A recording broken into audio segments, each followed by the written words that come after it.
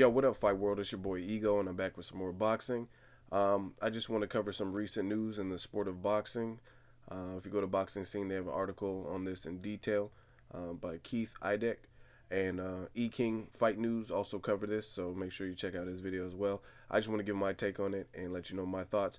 Basically, it was greedy ass Bob Arum with the audacity to criticize anybody else for their decision. He's basically criticizing HBO for picking up the Tavares Cloud versus Bernard Hopkins fight. This is what Bob Arum has to say. These people are not doing a service to boxing. I mean, what are they doing a Hopkins fight for? Why? Why? It makes no sense at all. None. A 40-year-old guy who isn't the most exciting guy, he's going to fuck around, fuck around, fuck around in a boring fight. What did they buy it for when they've got all these young guys who can become stars? He goes on to say, Showtime didn't even want to make that fight. You've got to be out of your mind to take a Bernard Hopkins fight with Cloud, out of your mind to buy it when there are so many good young fighters that can make matches like these fighters. Other promoters have similar fights, yada, yada, yada. How do you spend your money on a Hopkins fight and think you're helping your network and helping boxing? No, that's inexcusable. Now, if you have an Adrian Broner fight and you put him in with an overmatched opponent like Gavin Reese, well, okay, you're building him up and so forth. At least he's a young guy, probably very talented, and you could argue that. Bernard Hopkins and Cloud, there's no earthly way, unless you're insane, that you would buy that fight. There's no rationale behind it. They can't answer it. They can't answer it. They can't answer it. I don't know why he's saying everything three times, like it's fucking Beetlejuice or something. But anyway, he said there's no reason rhyme or reason why the networks are doing what they're doing, either of them. He's also talking about Showtime for picking up a fight with Paulie Malignaggi and a recently unretired Shane Mosley, who's I think going to be 41 or 42 by the time they fight. He says Mosley is terrible. What are they thinking about? Why are they doing that fight? What does this fight prove? What does that fight do? New Yorkers aren't stupid. They ain't buying that shit. Malignaggi in with the old man who hasn't won a fight in 4 years. Um, he says, my rationale is that this is what boxing should be. Talking about a triple header, yada, yada, yada. So that's basically, in a nutshell, what he says. Again, you guys can go over to Boxing Scene to read this article in detail.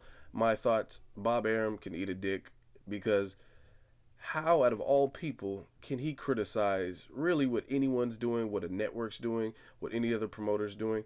And this is the same motherfucker that stalled and didn't give us what we wanted, which is the Floyd Mayweather versus Manny Pacquiao.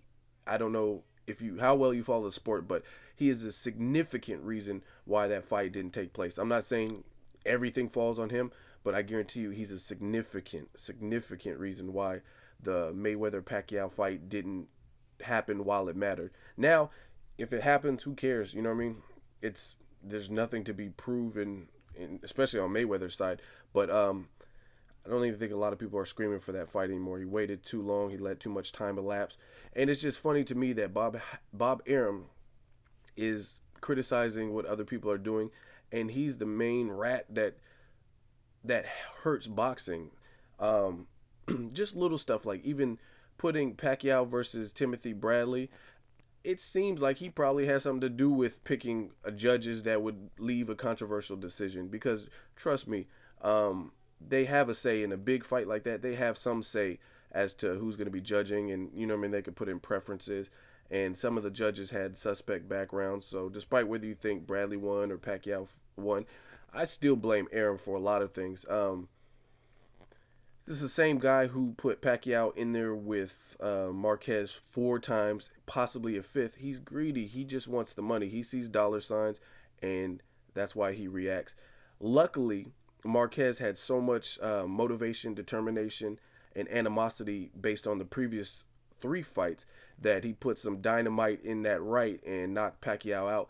Otherwise, the Pacquiao versus Marquez, if someone didn't get knocked out, people would have probably been disappointed. If it just went the distance and it was like another controversial decision, it would have been a fight where everyone's like, oh, just talking about it, but just it would be a lot more lackluster. But the fact that Marquez did his thing, knocked Pacquiao out, that's what made it even exciting.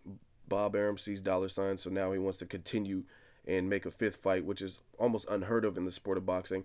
I can't think of any other fight sequence that had 5 fights. You know what I mean? Like I said in the previous video, Rocky didn't even fight Apollo 5 times. You know what I mean? Like how could they justify making that series if Rocky never fought Clubber Lang, Mr. T, he never fought Ivan Drago, he never fought Tommy Morrison, he never fought what's his name, Antonio Tarver. It just was, yo, look, I gotta fight Apollo for, like, nobody would want to see that many times. So as far as the Pacquiao Marquez 5, let it be done. I thought the fourth fight was the showdown, the ultimate showdown to prove once and for all who the better fighter was. And Marquez did something that neither of them could do in the previous 3 fights in that chapter. It's ending on a good note. Marquez is getting older, and you want to criticize Bernard Hopkins being 48. At least they're giving us a fight we haven't seen. Someone like Tavares Cloud, who's on a win streak, and Bernard Hopkins, who just lost his last fight, but is a technician, a veteran with a lot of veteran tricks, and he's very seasoned. So it could be an interesting fight. We never know. We just got to see how it looks. But I'm not that anti with the Hopkins and Cloud fight. If we can't see Cloud and Pascal or something like that, then this guy needs to fight someone. I'd rather have him fight a big name, and I don't blame HBO for picking up that fight. I personally would like to see it. As far as Shane Mosley unretiring to fight Paulie Malignaggi, I'm a boxing fan, so I will watch it. But that makes less sense to me. So you kind of have to. I kind of agree with him to a degree on that. But at least these people haven't fought before in the pros, so I mean it's not the worst case scenario. You know what I mean? It's not like an Eric Morales versus Danny Garcia 2 that nobody really wanted to see, even though we tuned in. But at least these people haven't fought, unlike Bob Arum, who doesn't work with other promoters. He's not giving us fights we want to see, like Abner Mars versus Nonito.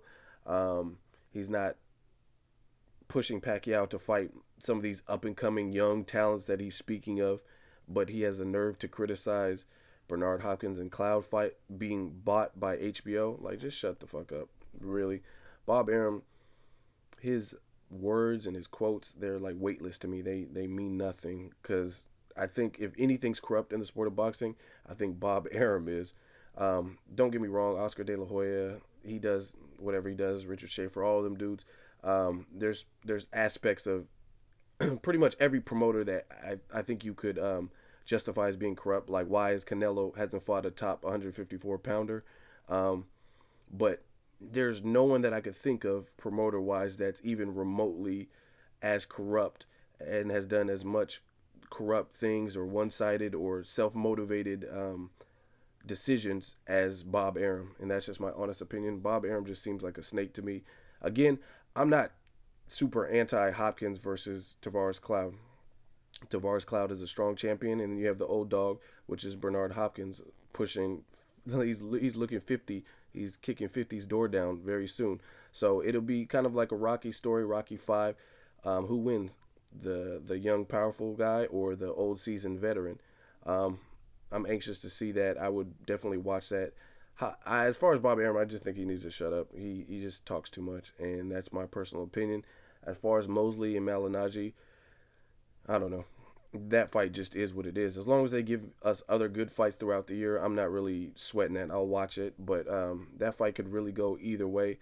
Paulie Malignaggi, he's slicker, he's crafty, he knows how to maneuver, he's a good technical boxer, but he has no pop, he has no crack, no power.